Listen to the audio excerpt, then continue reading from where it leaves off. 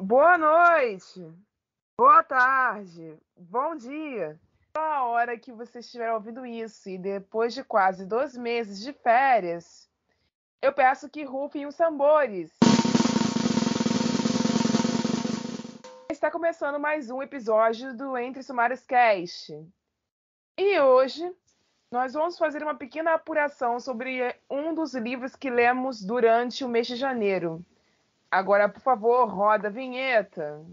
Ouvintes, aconteceu um probleminha técnico que um de nossos apresentadores não sabe falar bem de livro. Eu queria muito ser amiga dessa autora. E não que eu ache ruim. Inclusive, tenho amigos que são. Sim, paciência. Não gostando, me bota no paredão. Falo de uma narrativa diversa, é justamente diverso no sentido de que contando histórias reais. Esse podcast faz parte da iniciativa O Podcast é Delas. Saiba mais em opodcastedelas.com.br.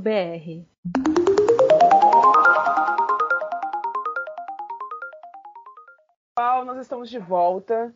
Se você começou a ouvir a gente em 2022, você está atrasado pra caraca. Mas o meu nome é Rai, tá? Mesmo, né? Já estamos na 6ª temporada. 6ª. São 6 temporadas, 2 anos diário, e você começou a ouvir a gente agora, criatura. Pelo amor de Deus, Bukistan.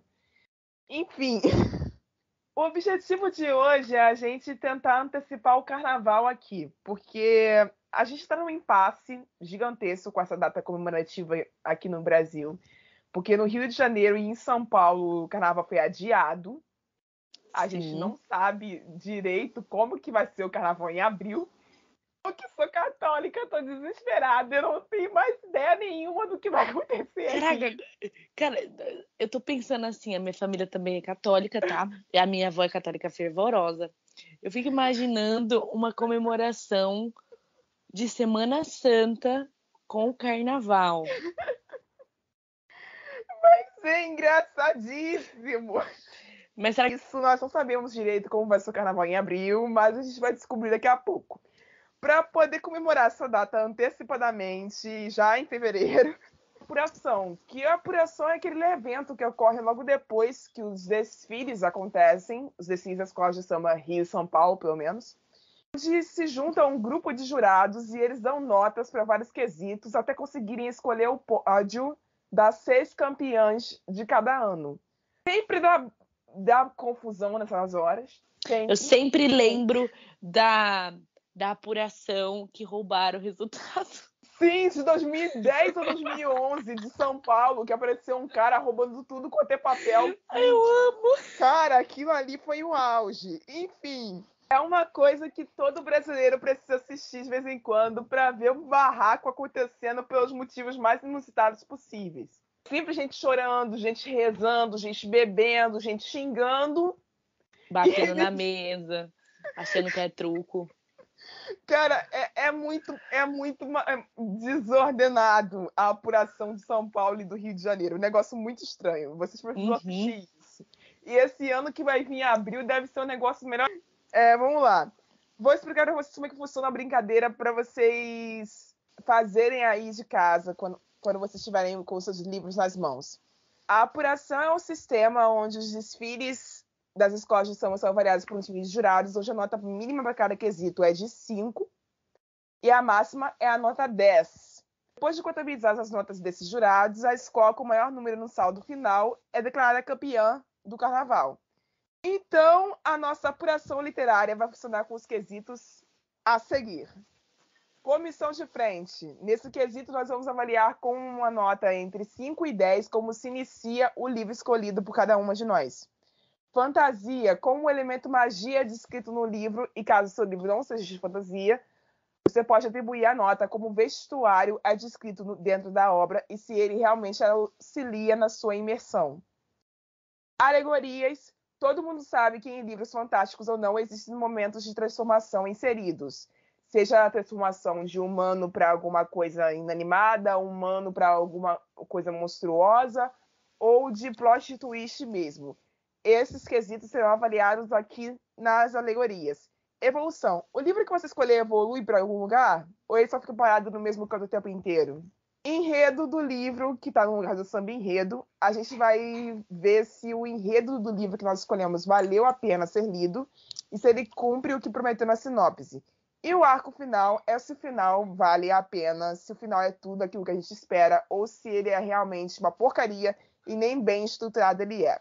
Para cada um desses, a nota entre os números 5 e 10 será atribuída. Está liberada a justificativa, o suspense e a revolta. É importante que, no fim, a gente se divirta.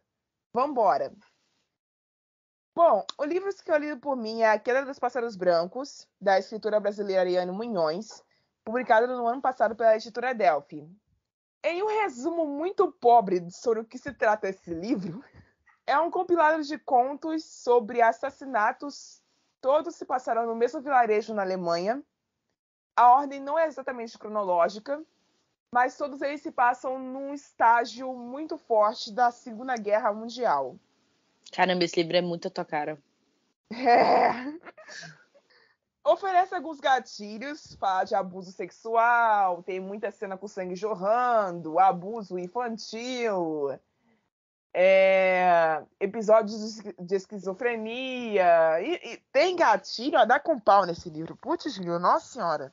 Vocês leiam com cuidado, tá, gente? Classificação de 18 anos, tá?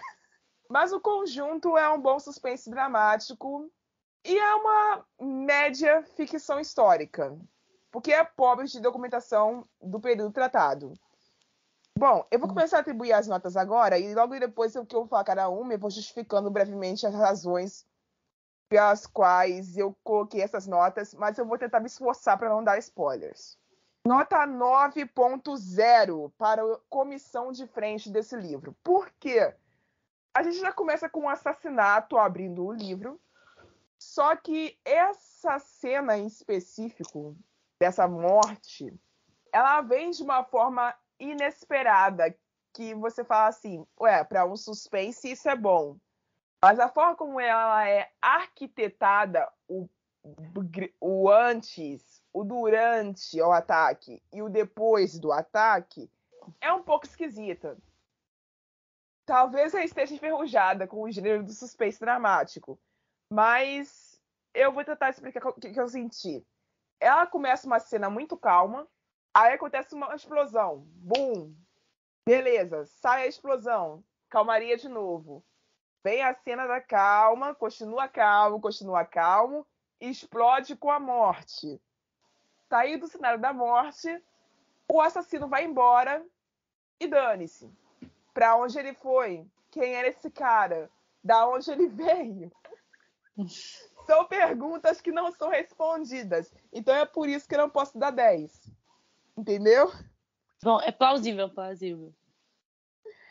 Tipo, eu entendo que pra ser um suspense precisa manter o mistério em alta pra fazer funcionar, mas existiram muitas dúvidas ali perdidas. E eu amo o mistério, assim, mas quando ele me deixa com muitas dúvidas escancaradas, eu fico tipo, cara, eu vou ter que preencher tudo isso com a minha imaginação mesmo? Os contos são interligados? São, porque todos se passam no mesmo lugar. Ah, sim. Tá, entendi. Mas mesmo depois, quando você sabe o assassino, mesmo assim as dúvidas permanecem. Sim, porque são assassinos diferentes. É um assassino em cada conto. Então. Nossa! Então fica muito realmente, tipo, aberto. Eu achei que você tava falando assim, não. É o mesmo assassino, só que aí ela deixa as pontas por causa dos contos. Não. Faz sentido. É uma morte diferente a cada conto, é um assassino diferente a cada conto. Às vezes nem é humano, é uma coisa que tá assassinando. Então, assim. Fica muito, muito furo, né? É muito furo, mas. Seguindo em frente. O segundo quesito que eu tinha que avaliar é fantasia. Desse livro eu dei 8.7. Esse livro possui elementos fantásticos, a nível de fantasia mesmo, possui porque ele fala sobre alucinações. Então, dentro das alucinações, existem alguns elementos fantásticos. Árvores que falam, animais que caminham de maneiras diferentes, coisas que se mexem de uma maneira que não deveriam fisicamente se mexer. Deu pra entender? Eu tô querendo não dar spoiler, gente. Tá difícil hoje, tá difícil. Eu dei 8.7 nesse quesito porque, apesar das alucinações serem incríveis e darem pra você mergulhar nelas, a principal alucinação do livro, ela não me aterrorizou. Não me aterrorizou. Eu li aquele bagulho e falei assim, ok, eu já vi isso antes. Quesito alegoria. Então, no quesito das metáforas e das transformações, esse livro é cheio delas. O bichinho pra ter metáfora. O bichinho pra ter metáfora. Eu não sei o que essa escritora tava pensando, mas é cada uma que eu li, eu falava assim, mano, o que essa mina tá querendo me dizer? Ela tá me falando alguma coisa. Por que quando você lê A Queda dos Pássaros Brancos, você imagina no mínimo uma revoada de pombas da paz caindo do nada do céu, por razão que Deus não sabe o que. Aí você lá no final do livro você descobre que os pássaros não são pássaros. Aí você fala assim, mano. Meu Deus! Ué? Um plot twist! Ok, tudo bem. Mas por que você usou a palavra pássaro, que remete a um negócio bonito, a um negócio vistoso, para falar sobre isso? Lembra paz, né? Não faz sentido. Esperança. É como se o título tentasse te avaliar e te aterrorizar ao mesmo tempo. É confuso. É confuso. Por isso que eu dei 9,5. Vamos lá. Evolução. O livro que eu escolhi evolui. Nota 10. Enredo. Pô, enredo, mano. O enredo. Aí eu vou ter que ir lá na sinopse, porque, assim, a sinopse é a te dar a história de um jeito. Quando você abre o livro, é outra coisa. Aí você fala assim, ué, mas quem escreveu essa sinopse e leu esse livro, sério? Não tem nada a ver? Não, é que não tem nada a ver. É que, tipo, a sinopse fala de 2 casos que são inseridos no livro e não fala do restante. Nossa, aí Fala do parece violinista, incompleta, que é o né? que inicia o livro, e fala do soldado, que é o terceiro caso. O restante que se dane. Nossa, é totalmente incompleto.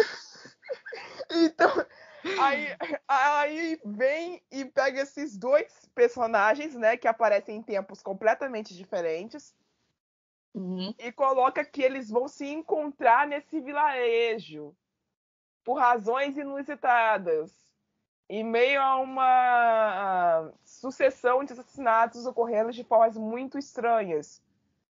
Aí você pensa, poxa, então esse personagem 1, que é o violinista, vai se encontrar com o soldado ferido, que é o personagem 2, nesse vilarejo, eles vão bater um papo e em meio disso vai ter uma galera morrendo. É isso que a sinopse te mostra. Quando você abre o livro, o violinista tá aqui, o soldado tá lá, e eles nunca se encontram. Porque fica meio estranho, né? Porque parece que eles dois são os personagens principais que você vai acompanhar a trama com eles. Exato, tipo, eu você não fiquei pensando acompanha. nisso o tempo todo. E não foi o que aconteceu. Então, no fim das contas, eu acabei frustrada. Porque eu não vi esses dois personagens se encontrando. O livro em si é bom, mas nesse ponto ele falha miseravelmente. Então eu repito a minha pergunta. A pessoa que fez a sinopse leu o livro? 8.5 para o seu enredo. Arco final. Último quesito, o arco final, propositalmente falando. O final desse livro, Jesus Amado. Como eu disse nesse meu mini spoiler, no final você vai descobrir que os pássaros do título não são pássaros. E a forma como isso é entregue é o tipo de final de suspense que eu tendo a avaliar como duvidoso. Ixi. Por isso eu dei 8.8. Ainda tá bom, ainda tá bom. Você vira pra lá e fala assim, meu irmão, é o seguinte, eu vou te dar um alívio agora. Você quer ficar aliviado? Você viu muita coisa ruim até aqui, né? Então, vamos ver uma coisa legal. Aí ele vai te dar uma festa. Aí você ri. Aí quando tá no auge do bagulho, bum! E você lembra. Ele primeiro apresenta a solução, aí depois a solução que ele apresenta é totalmente frustrada logo depois. Caramba. Frustração, o objeto que frustra a solução, entre aspas, né? É algo muito repentino que podia ter acontecido muito antes, mas não, a escritura falou assim, vamos botar isso aqui agora, porque eu quero que o meu arco seja surpreendente. Filha, deixa eu te avisar uma coisa, não foi. Desculpa. Não foi. O cenário que você escolheu, Segunda Guerra Mundial, 1943, vamos ambientar aí. O contexto de guerra é tiro, porrada e bomba, literalmente. Não tem como você me surpreender com uma coisa que é corriqueira da guerra. Entende? Não tem como. Me desse isso, mas de outra maneira. O final faz sentido, mas não é ultra satisfatório. 8.8. O saldo final desse livro é 54,5. Eu não sei se ele vai ficar entre os campeões. Mas é aquele tipo de desfile de escola de samba que você aprova metade do desfile e quando você chega no fim você entende, porra, no meio do desfile o carro quebrou, se desmontou todo, um monte de gente se machucou e você tá lá, Jesus, é isso, é esse o livro. E eu passo a palavra pra Anne. Ai, Deus. Agora eu tô um pouco apreensiva. Mas vamos lá. O livro que eu escolhi foi Um Natal no Vale Fontana, da Thaís Oliveira. Sim, e um livro com temática de Natal em janeiro, tá bom? Não me julguem. Eu não tenho problema com isso, tá? Normalmente eu sempre odeio a temática de Natal no Natal, então eu evito ler. Tá, o livro tá disponível no Kindle Unlimited, tá? Então se vocês quiserem ir lá para comprar, o Natal no Vale Fontana. Certo, também dando uma breve explicação, basicamente a gente tem o Josué e a Diana, e a Diana é filha de um cara que o Josué sente um ódio mortal e quer se vingar desse cara. Só que ele acaba se envolvendo com a Diana e essa enrolação dos dois dá fruto a um bebê, tá? É basicamente essa história. E aí eles não estão juntos mais, e aí, enfim, né, vamos se conectar de novo. Então, basicamente, é isso, né? Bem chucro mesmo. Vamos começar pela comissão de frente, que eu dou nota 9.9. Por quê? Porque começou muito bem. A escrita da autora não é pra lá daquelas coisas, tá? É bem simples, é bem fácil de ler e ela é bem rápida de ler. Só que eu gostei porque o sistema de capítulos que ela construiu essa história é entre um do presente e um do passado. Então, no prólogo, a gente já tem uma visão do que já aconteceu, né? E depois uma visão do que está acontecendo pessoalmente. Eu gostei bastante dessa primeira premissa e eu achei que eu ia amar esse livro, tá? Eu tava muito animada quando eu comecei a ler, tava achando super legal e tal. O Josué, à primeira instância, ele se mostrou um cara muito misterioso, e aí ele tava prometendo demais, que não sei o quê. E no capítulo do presente ele falava, né, que não ligava muito para ela e tal, para Diana, do que tinha acontecido, conversava direto com a irmã da Diana e tudo mais. Enfim, fiquei muito animada. Eu gostei muito do começo. Normalmente o começo para mim nesses livros é mais chatinho, porque a autora dá uma enroladinha em você até ela conseguir engatar. E nesse ficou muito bem amarradinho. Vamos para fantasias. Como eu sou uma pessoa que todo mundo já sabe que eu não leio fantasias, então não tem como eu colocar um negócio fantástico aqui, né? Não consigo. Então vamos falar sobre vestimentas. Essa aqui eu dei nota 8, porque tem uma cena quando eles se encontram pela primeira vez que ela te dá um aspecto de cidade do interior muito forte, principalmente por causa das roupas. E ele vai explicando, tipo, as roupas que tá todo mundo usando no bar. E é muito, muito, muito, muito legal. E eu adorei essa cena, sério, uma das minhas preferidas do livro. É muito legal quando ele fala assim, você parece uma menininha do interior. E aí ela fala assim, você acha que só porque eu pareço e eu me visto como uma, eu sou boba? É muito bom, eu adoro essa cena.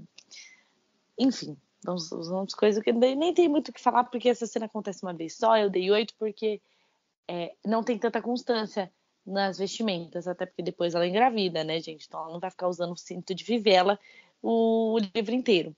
Mas quando tem essa uma descrição... cena numa série que eu assisti há muito tempo atrás, chamada Nashville, que é uma série sobre cantores de country americanos que passa no Texas. E tem uma personagem lá, que eu esqueci o nome dela agora, que ela engravida logo nas primeiras temporadas, e ela passa a porcaria da gravidez inteira com um cinto de fivela imenso em cima da barriga. Se a autora tivesse descrito isso, eu teria dado 10. Nossa, Mano, simplesmente. mas se existiu em Nashville, é porque acontece na vida real. Mas no caso a autora preferiu não pôr. É uma série de comédia, então você entende que aquela situação ridícula é pra você falar assim, engraçadão, ninguém é louco de fazer isso. Mas aí vocês lembram que passa no Texas, aí você fala, pois né? Enfim, como eu falei, depois disso não tem grandes, altas descrições sobre vestimenta. Mas só o básico, que é o chapéu, enfim. 8. Vamos para a próxima, alegoria. Olha, eu não gostei muito do jeito que a autora desenvolveu, entendeu? Então eu dei nota 7 para a alegoria, porque eu senti que a autora não conseguiu cumprir o que o plot dela queria dizer. Então, quando vai se construindo a trama e aparece o plot, você fica meio assim, foi para isto que você quis se vingar, seu filho da puta. Como assim? Não tem explication nenhuma, nenhum motivo para você chegar para uma menina, tá bom? Tem a de gay já para começar, né? Para uma menina de 20 anos, tá? Que é virgem, tal, não sei o que, como sempre, nesses padrões de livros, simplesmente fala, transa com ela. Aí você descobre que ela é filha do fulano que você odeia. Aí você continua a manter um relacionamento com ela. E aí ela ouve atrás da porta. Eu acho que eu já saquei. Ela ouve atrás da porta uma conversa, sabendo desta vingança, e eles se separam. Aí depois você vai saber por que a vingança acontece. Aí você simplesmente fica, não é possível. Não é possível. Não é possível. Esse cara, ele simplesmente não tem os 35 anos que a autora falou que ele tem. Não tem. Ele tem 15. Não é possível. Não é possível. Este homem, ele sabe dirigir, ele sabe dar tiro, mas ele tem essa cabecinha de criança. Não é possível. Não é possível. Sério, péssimo, péssimo. É possível sim. Você não tá vendo os filhos do Bolsonaro? Tudo tem 40 anos. Mas aí isso é um caso à parte, né? Puta merda. Principalmente porque... É realismo. É realismo o nome. É um movimento literário chamado realismo. Ok, vamos para evolução agora. Evolução eu também dei nota 7, tá? Porque como eu dei 9,9 no começo, e aí a gente tem que falar de evolução, o livro evolui exatamente para baixo, tá? O livro, ele começa, ele te joga lá pra cima, ele é uma montanha-russa, ele te joga lá pra cima e você tá na caminhada assim, ó, muito bom. Aí o livro desce, simplesmente, acaba, desce, simplesmente. É que assim, como eu falei, o esquema de capítulos dela, como começa passado, presente, ou presente, passado, enfim, você fica com um negócio atrás da orelha, porque você fala assim, eu quero saber o que aconteceu nesse passado. E aí ela volta pro futuro e você tá, puta merda, eu não quero ler isso. Aí você tem que se obriga a ler um capítulo inteiro para voltar para onde você tava antes. Sabe? Termina e fica só o presente, né? Porque já não tem mais história para contar. A história fica muito morna, fica muito chata. Nossa, não tem um negócio que sustente aquela trama, gente, pelo amor de Deus. A Diana é chata. Nossa, chatíssima, chatíssima. O Josué é uma porta, tá? Ele é uma porta. Porque, assim, entre eles dois, além do pai, tem mais um personagem que liga entre eles, porque é um fulano que trabalha pro Josué, mas na verdade é padrinho dela, e aí ele não sabe dessa questão. Tudo bem que esse padrinho, ele chama a Diana, então ele fica meio confuso. Então, aí você tem o Josué, uma porta, aí você tem a Filipa, que é a irmã de Josué, e aí ela poderia ser um ponto na trama para juntar os dois. Ela é uma inconveniente, uma chata. Eu não sei o que deu na cabeça dessa autora para criar essa história com essa menina no meio. Porque, sinceramente, se eu estou grávida, eu estou brava com a família, com esse cara, com a família desse cara, e essa fulana fica me seguindo, eu dou-lhe uns tapas na cara que ela nunca mais vai abrir a minha porta. Que ela faz isso na história. O outro irmão mais velho, ele é um bobão também. Porque ele, na verdade, assim, ele é o mais legalzinho. Ele é o mais legalzinho. Ele tem uma construção legal, bacana. Ele é mais durão, porque ele é o primeiro filho e tal, não sei o quê. Mas o final dele é uma merda também. Odiei. Muito péssimo. Vamos pro próximo. Enredo. Eu dei 7,8. Por quê? O enredo, ele se sustenta? Não.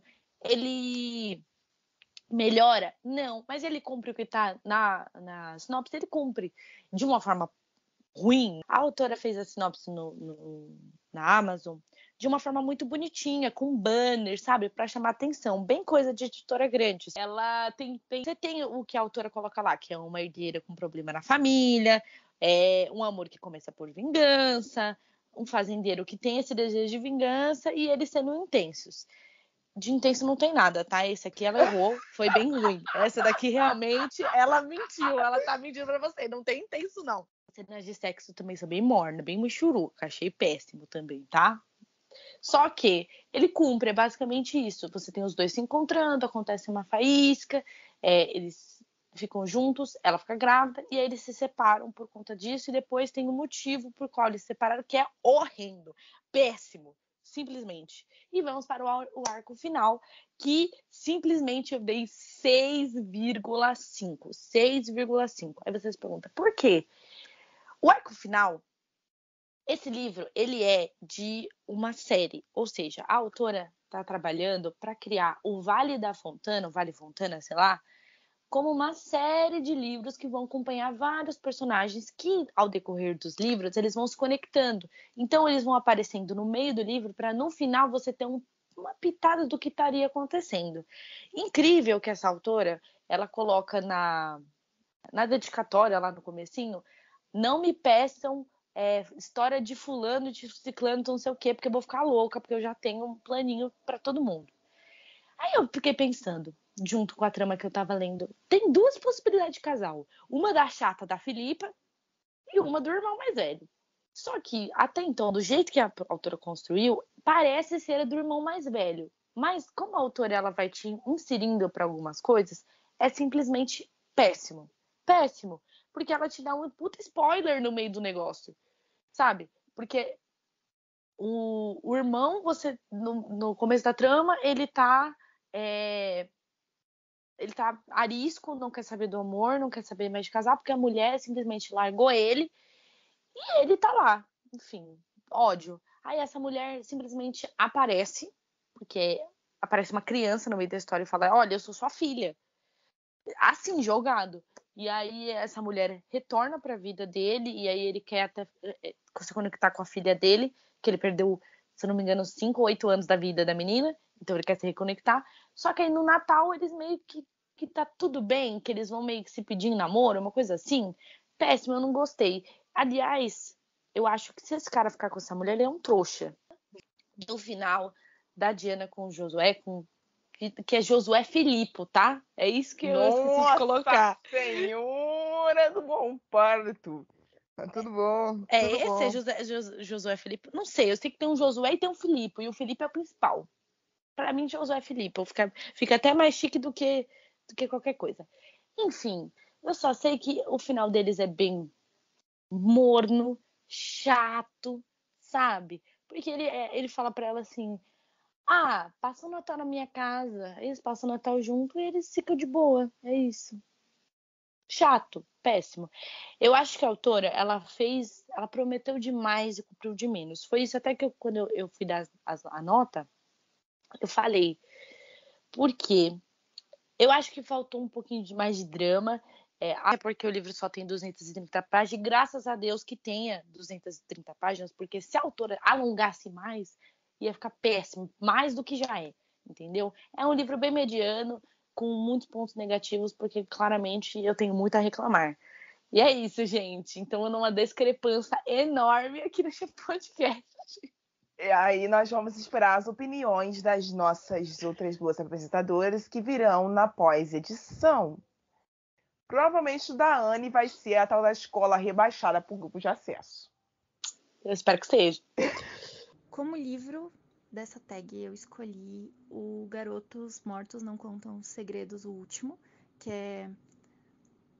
Esqueci agora o nome, mas é o quarto livro, lançou dia 31 de janeiro. É do Mark Miller, tá disponível no Kindle Unlimited. É um livro nacional, com protagonismo LGBT, aquileano. E o que acontece? Os dois protagonistas, né? Eu acredito que boa parte do Book Twitter já deve conhecer esse livro, mas os dois protagonistas, eles acabam presenciando um assassinato e eles começam a ser ameaçados pelo assassino, que eles não sabem quem é, mas esse assassino começa a ameaçar eles, bem no estilo, sei lá, Gossip Girl, Pretty Little Liars. E então eles não podem contar pra ninguém o que eles viram. O assassinato acaba sendo visto pela polícia como um suicídio. E aí eles começam a descobrir várias coisas estranhas sobre a cidade onde eles moram. E, enfim, é isso. É uma leitura bem rápida. São 4 livros, mas os livros são bem curtinhos. O último livro é o mais longo. Ele tem, acho que umas 250 páginas. Mas mesmo assim é uma leitura bem rápida, de umas, sei lá, 4, 5 horas. Então dá super pra ler, assim, numa semana, os 4. E eles estão todos no Kindle Unlimited, então é muito legal. É um livro nacional bem diferente do que a gente tá acostumado. E eu escolhi ele, né, porque eu sempre falo de livro gringo e eu decidi que eu tinha que falar de um livro nacional nessa tag, porque carnaval nada mais nacional do que carnaval, né? Então tive que escolher um livro nacional para essa tag. Na comissão de frente, eu não achei pessoalmente que o livro começou muito bem. Eu fiquei um pouco decepcionada com a escolha de desfecho. E você já tem uma... Como é o quarto livro, né? Você já meio que tem uma ideia do desfecho desde o início do quarto livro. Você já começa a entender quem é o assassino e coisas do tipo. E não me deixou muito contente. Eu não sei muito bem como dar as notas, porque eu sei que no carnaval eles dão umas notas tipo 9.8, 9.9, mas eu não sei fazer isso. Então, como eu dei uma nota muito alta para esse livro, eu vou dar tudo notas fechadas, números inteiros. Eu acho que, comissão de frente, um 7,5, assim. Não foi uma coisa muito... Não foi um início muito promissor. Eu achei um pouco... Fiquei um pouco frustrada, mas o livro melhora depois, então tudo bem. Fantasia. Como elemento de magia é descrito no livro. Esse é um pouco de spoiler, porque a gente não tem muito elemento mágico nos 3 primeiros, fica meio dúbio isso, mas no quarto livro a gente entende que o livro sim é uma fantasia e se passa numa cidade que envolve coisas fantásticas. E eu achei muito fraco o elemento fantástico, justamente porque a gente não teve nenhum desenvolvimento disso nos livros anteriores. Então, pareceu meio jogado nesse livro. E acho que, assim, um 5,5, 6, porque foi realmente muito, muito fraco. Foi uma coisa que não teve profundidade nenhuma, até porque os protagonistas não sabiam daquilo, então, como eles não ficam muito tempo conversando com os vilões, que são quem realmente está envolvido nesse aspecto mágico, eles não acabam descobrindo muita coisa sobre isso e a gente acaba não descobrindo junto. Então isso é bem frustrante e deixa muitos pontos de interrogação assim na nossa cabeça. Quanto à alegoria, eu também não curti muito essa parte de transformação. Eu tô usando como essa parte de transformação o arco do vilão em específico. Deu pra entender o porquê ele se tornou o vilão, mas ficou muito em aberto a questão do propósito dele e de como as tentativas anteriores dele foram frustradas e por que essa tentativa em específico foi frustrada. Tem todo um quê de reencarnação que ficou muito em aberto. A gente não descobriu se o vilão foi enganado ou se realmente, tipo, alguma coisa deu errado. Não tem como a gente saber muito bem o que aconteceu, então eu dou nota 6. Agora, parando pra pensar, eu dei uma nota muito alta no Goodreads para um livro que eu tô dando notas baixas pros aspectos individuais, mas calma, melhora. Porque na evolução, eu gostei muito da evolução do livro, eu gostei da evolução dos personagens. Apesar de ter muitas perguntas sem resposta, eu achei que os protagonistas, eles tiveram uma reação que foi esperada deles, tanto pelo desenvolvimento dos personagens no decorrer da série, quanto também pelo que uma pessoa naquela situação faria. Eu achei que foi o mais realista possível, porque a gente vê muitas vezes os protagonistas querendo dar uma de heróis e salvar o mundo inteiro, quando, foge, sabe? Tipo, é um livro, né, de suspense barra terror, e nos filmes de suspense e terror a gente sempre fica tipo, cara, foge daí, não vai atrás do barulho, se você tá morando numa casa assombrada no meio do nada, você não vai ver o que tá fazendo barulho no porão, sabe? Você, tipo, foge, chama um padre e pronto. Você não vai atrás do negócio. E eu achei isso mais realista, assim, porque não tem por que você querer dar uma de herói, Só foge daí. E eu gostei dessa parte, então dou nota 9 pra evolução. Quanto ao enredo, eu acho que ele cumpre o que promete, ele não é, o cumprimento que eu esperava para a promessa, não é o desfecho que eu optaria. Eu acho que teria sido mais interessante o livro sem o aspecto fantasioso, sem que ele tivesse nada de magia envolvida, mas ao mesmo tempo eu acho que ele cumpre o que promete, ele vale a pena.